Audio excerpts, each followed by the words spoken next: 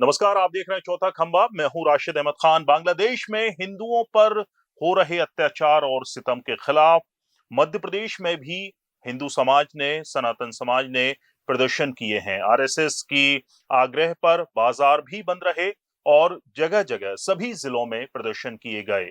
इन प्रदर्शनों पर चर्चा के लिए हमारे साथ मौजूद हैं वरिष्ठ पत्रकार, पेशे से पत्रकार हैं, पेशे से संगीतकार भी हैं, गीतकार भी हैं। योगेश सक्सेना जी, बहुत बहुत स्वागत है सर आपका। Thank you so a, much Rashid भाई। योगेश जी, सबसे पहले सर मैं आपसे यही जानना चाहता हूं कि बांग्लादेश में जो अल्पसंख्यकों पर अत्याचार हो रहे हैं, उन पर जुल्म हो रहे हैं, उसके खिलाफ जो आवाज बुलंद हुई है, एक इसको किस तरह देखते हैं? बहुत मुझे लगता है कि एक बहुत पॉजिटिव मूव है ये, कि कहीं भी जहां अपने हैं, जहां अपने लोग हैं, उन पर अगर जुल्म हो रहा है, उन पर सितम हो रहा है, तो हमें अपनी आवाज बुलंद करनी ही चाहिए। राशिद भाई आपने बिल्कुल ठीक कहा।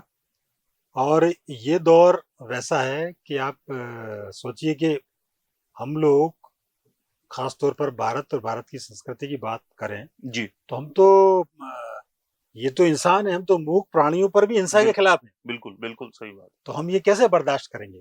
जी, और पड़ोसी अटल बिहारी वाजपेयी ने एक बार जी, कहा था कि जी। हम पड़ोसी नहीं बदल सकते। बिल्कुल, बिल्कुल। तो पड़ोसियों का ध्यान रखना, पड़ोसियों का ख्याल रखना ये हमारी खासियत है। जी, तो निश्चित तौर पर बांग्लादेश में जो हुआ उसको लेकर भारत के लोग चिंतित हैं, भारत जी, की सरकार चिंतित है। जी, और आप देखिए कि पूरे भारत में उसके अगेंस्ट में जी, प्रदर्शन हो रहे हैं। जी, जी, और न केवल भारत, राशिद जी आप ये देखिए कि दुनिया के जितने बड़े देश हैं, चाहे ब्रिटेन हो चाहे अमेरिका हो, सब ने इसको लेकर चिंता जताई है। जी, बिल्कुल। और चिंता इसलिए जताई गई क्योंकि देखिए आप किस तरीके से वहां जुल्म ढाए जा रहे हैं। जी, जी, लोगों को मारा पीटा जा रहा है, जी, डंडों से कत्लेआम किए जा रहे हैं। जी, महिलाओं की क्या हालत वहां हो गई है, जी, उनकी इज्जत लूटी जा रही है, बच्चों जी, को जलाया जा रहा है, जी, हिंदुओं धार्मिक स्थलों पर हमले हो रहे हैं, जी, मंदिरों पर अटैक किए जा रहे हैं। जी, मंदिरों में काम करने वाले जो लोग हैं, जी, संत हैं, पूज्य पुजारी हैं, जी, इस्कॉन टेम्पल टारगेट पर है, उनके जो प्रभु हैं, जी, जो चिन्मय दास जी है, उनको जी, तो अरेस्ट ही कर लिया गया। जी।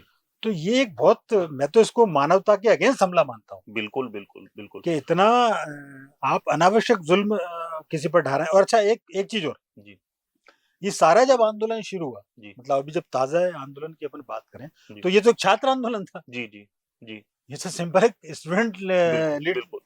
लीडर का जी, आंदोलन था। जी, लेकिन ये कन्वर्ट कैसे हो गया है? जी। ये हिंदुओं के विरोध हो गया है। पूरा धार्मिक मामला बन गया है। जी। जी, तो ये एक तरह से मुझे ऐसा लगता है ये पूरी तरह से एक प्री प्लान्ड वे में काम था। जी, और ये अब ये ऐसा नहीं कि ये अभी हुआ। जी, ये कई सालों से लगातार वहाँ चल रहा है। वहाँ अल्पसंख्यकों के खिलाफ जी, हमले की लगातार घटनाएं बढ़ रही हैं, जी, लगातार शिकायतें आ रही हैं। जी, लेकिन ये अब इंतहा हो गई। जी, अब बिल्कुल एकदम से देखा जाए तो ये स्थिति एक जिसको बोलते हैं ना अपने कि पानी जो है सर से ऊपर चला सरसों। गया। और आप मुझे एक ये भी समझ नहीं आता है कि जिस शख्स को शांति का नोबेल पुरस्कार मिला हो, उसके राज में मोहम्मद यूनिस। यूनुस की बात कर रहा हूं मैं, उनके राज में आखिर वो होने कैसे दे रहे हैं कि इतना जुल्म और सितम? क्या उनको नहीं दिखता कि हिंदुओं के खिलाफ हमले हो रहे हैं, धार्मिक स्थलों को निशाना बनाया जा रहा है? और पूरी दुनिया में जो बांग्लादेश की छवि 1 साल पहले तक जो तेजी से बढ़ती हुई अर्थव्यवस्था थी, अर्थव्यवस्था के हाल बुरे हो गए हैं वहां पर, इस पूरे धरना पर जो जुल्म सितम से। ये राशिद जी आप बिल्कुल सही कह रहे हैं। क्योंकि आप ये देखिए कि यूनुस को लेकर बड़ी लोगों में उत्साह था। जी। लोगों को लगा था कि ये चूंकि एक इंटरनेशनल फिगर है, फिगर। एक बड़ी जी। पर्सनालिटी है, विद्वान है। विद्वान है। जी। अच्छा देखिए आप, दो चीज बड़ी वो है। जी। एक तो यदि आप लिटरेसी जी। लिटरेचर फील्ड से आप आते हैं, जी। साहित्य के क्षेत्र से आप आते हैं, जी। तो आपका जो विजन है जी। वो एक अलग होता है। जी। और जो एक नीचे से जो ऊपर आदमी जाता है उसका एक विजन अलग होता है। तो लोग साहित्य के आदमी से ज्यादा अपेक्षा करते हैं अपेक्षा करते क्योंकि हैं। वो ज्यादा संवेदनशील होता है। बिल्कुल। और इनको तो शांति का को लेकर नोबेल प्राइज और मिला है वहीं अशांति और वही फैली हुई। अशांति फैली हुई। जी। तो ये इनकी लीडरशिप पर भी प्रश्न चिन्ह है। जी। बल्कि ये तक कहा गया है कि यूनिस की आड़ में जी। कट्टरपंथी व काबिज है। जी। और वो जैसा चाह रहा है वैसा यूनिस करने को। एक दौर में जैसा अफगानिस्तान में हुआ था, पिछले कुछ सालों पहले भी हमने अफगानिस्तान में जैसे हालात देखे थे, कमोबेश वैसे ही हालात बांग्लादेश में हो गए हैं अभी। जी बिल्कुल, आप ठीक कह रहे हैं। जी और आप देखिए वहाँ संविधान बदलने की बात हो रही, जी जी वहाँ जो धर्मनिरपेक्ष स्वरूप जैसा बिल्कुल अपने देश में दिखता है जी वैसा वहाँ भी क्लॉज है, जी लेकिन अब उसको बदलने की तैयारी। तो जी कहने का अर्थ ये है कि आप वहाँ जो रह रहे हैं अल्पसंख्यक उन पर बिल्कुल मिटा ही देना चाहते हैं। जी आप इस स्तर पर आ गए। जी जिस देश का आप जिक्र कर गए, हम्म, अफगानिस्तान की जो आप बात कर रहे हैं, ठीक वैसी की वैसी हालत जी बांग्लादेश में हो रही है। जी मैं राशिद जी एक बात और आपसे कह रहा हूँ, जी आप दुनिया में कहीं चले जाएं, आप अफगानिस्तान जैसी स्थिति बनी, आपने लोगों को अपने मुल्क से बाहर कर दिया। जी हम ये कह रहे हैं आपने सबको कत्लेआम करके और बिल्कुल बाहर कर दिया, अब आप अकेले अकेले बचे। जी ऐसे कई मुल्क हैं, जी लेकिन आज उन मुल्कों की हालत आप देख लीजिए, बिल्कुल वो या तो चाइना के गुलाम है, या अमेरिका के गुलाम है, या किसी न किसी के कुल सहारे मिला पर के निर्भर है। धर्म के आधार पर कोई भी देश बन जाए वो सरवाइव नहीं कर सकता, बिल्कुल नहीं कर सकता। और जहां कट्टरता आ जाती है वहां तो बिल्कुल। कट्टरता को तो इस धरती पर जगह ही नहीं होनी चाहिए, जी क्योंकि हमने देखा है जो कट्टर लोग रहे, जो जी कट्टर शासक रहे, जिनने मनमर्जी पूर्वक अपनी इच्छानुसार राष्ट्र बना लिए, जी उनकी दुर्गति हुई बिल्कुल और वो सारी सभ्यताएं वह नष्ट हो गई। जी तो कम से कम इस मामले में बहुत लिबरल सोच की आवश्यकता है। और जी जो कट्टरपंथी है, जी मेरा उनसे भी यही कहना है जी कि मान लो दुनिया में आप ही आप रह जाएंगे तो आपको पूछेगा कौन? पूछो बिल्कुल आप क्या करोगे उस देश जी का जी जी जिसमें आप अपनी ही चला रहे हैं? आप बिल्कुल किस बिल्कुल पे चलाएंगे आप? सही और सही बात आखिरकार आपका विरोध फिर वहां होगा, जैसा कि हम खबरें पढ़ते रहते हैं, उन जी देशों से भी विरोध की खबरें। बिल्कुल बिल्कुल विरोध तो कहीं होता ना कहीं आपको इंसानियत को आपको पहला धर्म रखना पड़ेगा। जी आप अपने पड़ोसी का अपना ख्याल रखें, पड़ोसी का ख्याल रखें, तो आप भी मजे में रहेंगे और देश और जी दुनिया भी मजे में रहेगी। बिल्कुल। योगेश जी, इस मामले में एक और मेरा ये अहम सवाल था कि बांग्लादेश में जो अत्याचार हो रहे हैं, जुल्म हो रहे हैं, उस पर मोदी गवर्नमेंट के तरफ से अब तक जो कदम उठाए गए हैं, क्या आप उनसे संतुष्ट हैं? और आगे किस तरह के कदम, ठोस कदम उठाए जाएं जिससे जो जिस तरह की खबरें हर रोज आ रही हैं, हिंदुओं पर, अल्पसंख्यकों पर जो वहां पर जुल्म हो रहे हैं, वो रुक सकें?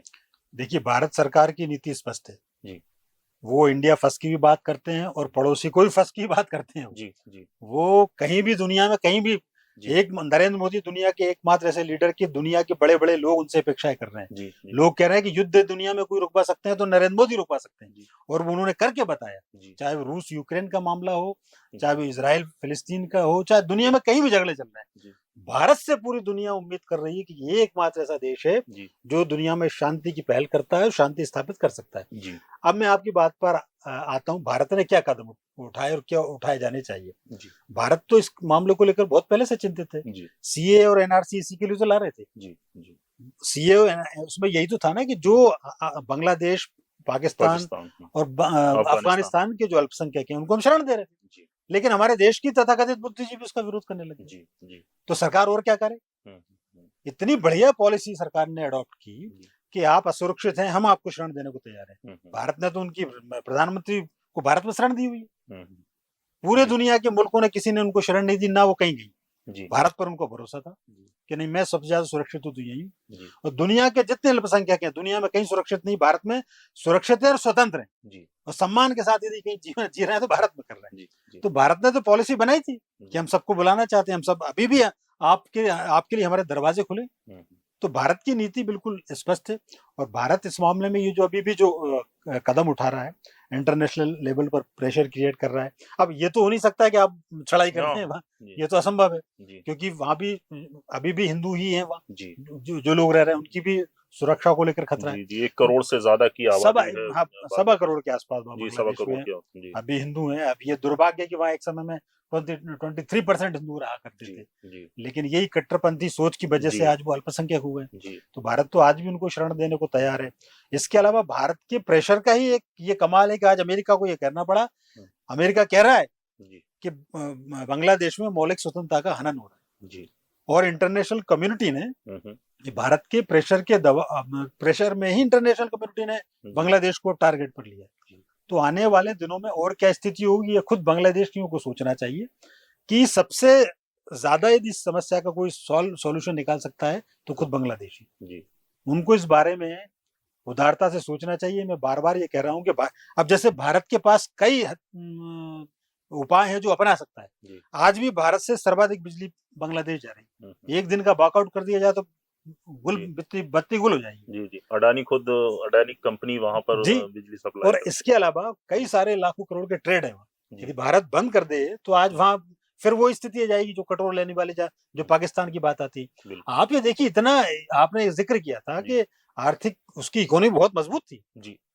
बांग्लादेश की। ये जी तारीफ करने वाली बात जी थी जी कि उन्होंने इकोनॉमिकली अपने आप को स्ट्रॉन्ग रखा। जी, वहाँ लेकिन के टेक्सटाइल को लेके आज दुनिया में वहाँ का टेक्सटाइल मशहूर बिल्कुल है। बिल्कुल। लेकिन ऐसी हरकतें आप करोगे तो जी पटियों पे ही आना है आपको, ये तय है। जी तो ये आप अल्पसंख्यकों पर अत्याचार नहीं कर रहे, जी ये आप हिंदुओं पर अत्याचार नहीं कर रहे, जी ये आप अपने आप पर अत्याचार कर रहे हैं। आप सोचिए 5-10 साल बाद आप कहाँ जाएंगे, जी आप किसके भरोसे खड़े होंगे, जी। किसके गुलाम आप बनने जा रहे हैं। और अल्टीमेटली ऊपर वाला देख रहा है, कर्मा ये वर्क्स जो कर्म है वो आगे आते हैं। राशिद जी, ये आपने 100 बात की, एक बात कही, बहुत प्रमुख बात की जी कि आप हमसे छुपा सकते हैं, भारत से छुपा सकते जी हैं, दुनिया से छुपा सकते हैं, जी ऊपर वाले से नहीं छुपा सकते। जी ऊपर वाले जब भी वहां जाएंगे तो आपसे यही पूछा जाएगा कि साहब, जब लोग आपसे जी उम्मीद कर रहे थे, जब आपसे लोग मदद मांग रहे थे, जी जब मदद की गुहार कर रहे थे, तो आप क्या कर रहे थे? आप अत्याचार कर रहे थे। जी तो कम से कम ऐसा परिचय मत दो, आप अपनी ऐसी इमेज मत बनाओ। आज अफगानिस्तान, वहां तालिबान की क्या इमेज है? जी, कोई बात करना पसंद नहीं करता उनसे। बिल्कुल। पाकिस्तान की आज ये हालत देखो, लोग उनसे, वहां के नागरिकों को शक की दृष्टि से देखा जाता है। जी तो कम से कम आपके पास ये मौका है जी कि आप उस रास्ते पे ना जाएं, जी अभी भी समय है। जी, और ऐसा कोशिश बिल्कुल ना करें कि इंटरनेशनल कम्युनिटी आपके ऊपर चढ़ाई करे। बिल्कुल। अभी आप सेफ हैं, सुरक्षित हैं, तो आपके पास मौका है और आप एक उदाहरण पेश कर सकते हैं, जी बिल्कुल। दुनिया को बता सकते हैं कि नहीं, भारत में ही नहीं, बांग्लादेश में भी अल्पसंख्यक सुरक्षित है। लेकिन इसके लिए आपको आगे आकर कदम। अब आप देखिए स्थिति कैसी हो गई, वहां चिन्मय प्रभु को गिरफ्तार किया गया, जी जो इस्कॉन के जो जी प्रमुख हैं, जी उनकी जो वकालत कर रहे थे, जी उन वकीलों के आपने घर तोड़ दिए, 100 वकीलों पर अटैक किए गए। जी, मतलब आप उनको कानून का जो अधिकार, कानूनन जो अधिकार है, उसको भी आप खत्म उसका कर रहे हैं। आनंद। तो कम से कम ऐसा मत करिए। अभी भी बहुत दुनिया में बहुत सारी चीजें हैं करने के लिए, बहुत सारे काम है। बिल्कुल आप उस दिशा में बिल्कुल मत जाइए, मौका आपके पास है। आप भी आगे आकर ये एक उदाहरण पेश कर सकते हैं। और मैंने पहले ही कहा कि इसमें बांग्लादेश ही महत्वपूर्ण भूमिका निभा सकता है खुद। जी जी जी। बहुत बहुत शुक्रिया योगेश सक्सेना जी, हमें समय देने के लिए और इतने महत्वपूर्ण विषय पर हमसे बात करने के लिए। वीडियो पसंद आया हो तो उसको लाइक शेयर जरूर करें और हमारा चैनल चौथा खंबा को सब्सक्राइब करें। शुक्रिया।